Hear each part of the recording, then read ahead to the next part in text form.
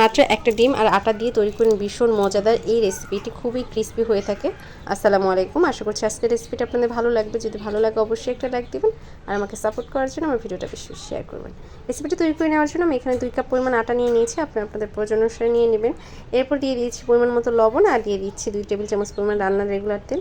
এবার হাতের সাহায্যে খুব ভালোভাবে মিশিয়ে নেব। যতক্ষণ অবধি আটার গায়ে তেলটা খুব ভালোভাবে মিশে যাচ্ছে সেই পর্যন্ত খুব ভালোভাবে মিশিয়ে নিতে হবে। মিশিয়ে নেওয়ার এই পর্যায়ে অল্প অল্প করে পানি দিয়ে পারফেক্ট একটা ডো তৈরি করে নেব। একসাথে বেশি পরিমাণ পানি দিয়ে ডোটা তৈরি করতে যাবে না, সেক্ষেত্রে আবার পারফেক্ট একটা ডো তৈরি হবে না। তাই চেষ্টা করবেন অল্প অল্প করে পানি দিয়ে পারফেক্ট একটা ডো তৈরি করে নিতে। আমি এরকম একটা ডো তৈরি করে নিয়েছি, একদম সফটও না আবার হার্ডও না, এরকম একটা ডো তৈরি করে নিয়েছি। এবার এর এবড়ো থেবড়ো অংশগুলো ঘুরিয়ে একটা সাইডে রেখে দিব। এরপর গোলাকার করে এটাকে সেট হতে রেখে দেবো প্রায় 15 থেকে 20 মিনিটের জন্য। আর এদিকে অন্য আরেকটা বাটি নিয়ে নিয়েছি, তাতে নিয়ে নিচ্ছি 2 চামচ পরিমাণ কর্নফ্লাওয়ার আর দিয়ে দিচ্ছি 1 টেবিল চামচ পরিমাণ রান্নার রেগুলার তেল। তারপর সব কিছু একত্রে খুব ভালোভাবে মিশিয়ে নিচ্ছি। মিশিয়ে নেওয়া হয়ে গেলে এটাকে একটা সাইডে রেখে দিয়ে আমি এই নাস্তার ভিতরে যে পুরটা দিব সেটা রেডি করে নেব। আমি একটা ডিম দিয়ে এই পুরটা রেডি করে নিচ্ছি। আপনারা চাইলে ডিমের পরিমাণটাও বাড়িয়ে দিতে পারেন। এবার একটা সাইডে রেখে এখানে আমি নিয়ে নিয়েছি 2টা মিডিয়াম সাইজের পেঁয়াজ কুচি আর দিয়ে দিচ্ছি 2টা কাঁচামরিচ কুচি, তবে ঝালটা আপনাদের পছন্দ অনুযায়ী দিয়ে নেবেন। এবার সব কিছু একত্রে ভেজে নেব। কিছুক্ষণ ভেজে নেওয়া হয়ে গেলে দিয়ে দিচ্ছি গরম মশলা, সামান্য পরিমাণ হলুদের গুঁড়া, মরিচের গুঁড়া, জিরার গুঁড়া এবং পরিমাণ মতো লবণ দিয়ে সমস্ত মশলাটাকে আর একটু ভেজে নিয়ে একটু সামান্য পরিমাণ পানি দিয়ে কষিয়ে নেব। মশলাটা যখন খুব ভালোভাবে কষিয়ে নেওয়া হয়ে যাবে তখন একটা সাইডে রেখে আমি অন্য পাশে আরেকটু তেল দিয়ে ডিমটাও খুব ভালোভাবে ভেজে নেব।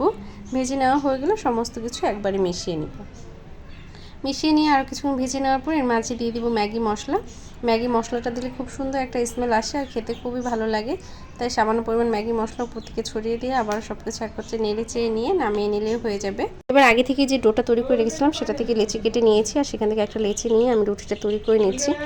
রুটিটা তৈরি করে নেওয়া হয়ে গেলে যে কর্নফ্লাওয়ার আর তেলের একটা মিশ্রণ রেডি করে রেখেছিলাম সেটা এর মাঝে দিয়ে দিলাম। এবার হাতের সাহায্যে সমস্ত রুটির গায়ে মাখিয়ে নিচ্ছি। মাখিয়ে নেওয়া হয়ে গেলে এটাকে ভাঁজ করে নেব। আমরা পরোটাটা যেভাবে ভাঁজ করে থাকি ঠিক ওইভাবেই ভাঁজ করে নেব। ভাঁজ করে নেওয়া হয়ে গেলে এটাকে আমি আবার রুটি তৈরি করে নেব। তারপর একটা ছুরির সাহায্যে কেটে নেব। আমি একটা রুটিকে 3 ভাগ করে কেটে নিচ্ছি আর কীভাবে কেটে নিচ্ছি সেটা দেখেই বুঝতে পারছেন। এবার এর একটা ভাগ রেখে দিব আর অন্য 2টা ভাগ দিয়ে নাস্তাটা তৈরি করে নেব। কীভাবে তৈরি করে নিচ্ছি সেটা দেখেই বুঝতে পারবেন। খুবই সহজ এটা তৈরি করে নেওয়া, যে কেউ তৈরি করে নিতে পারবে। আর এই নাস্তাটা এত বেশি ক্রিস্পি হয়ে থাকে এভাবে এই কর্নফ্লাওয়ার মিশ্রণটা দেওয়ার ফলে, খুবই মজা লাগে এটা খেতে। আমি সামান্য পরিমাণ আটা আর একটু পানি দিয়ে একটা স্টিকি তৈরি করে নিয়েছিলাম, সেটাকে চারো সাইডে লাগিয়ে নিলাম। এরপর নাস্তার ভাঁজটা দিয়ে নিলাম। খুবই সহজভাবে দেখিয়ে বুঝতে পেরেছেন। এই একই পদ্ধতিতে আমি সমস্ত নাস্তাগুলো তৈরি করে নেব। তৈরি হয়ে গেলে এগুলোকে ভেজে নেওয়ার পালা। ভেজে নেওয়ার জন্য চুলায় একটু প্যান বসে তাতে পর্যাপ্ত পরিমাণ তেল দিয়ে একটু সময় নিয়ে উল্টে পাল্টে ভেজে নিলে রেডি। আশা করছি আজকের রেসিপিটা আপনাদের ভালো লেগেছে। সবাই ভালো থাকবেন। আল্লাহ হাফেজ।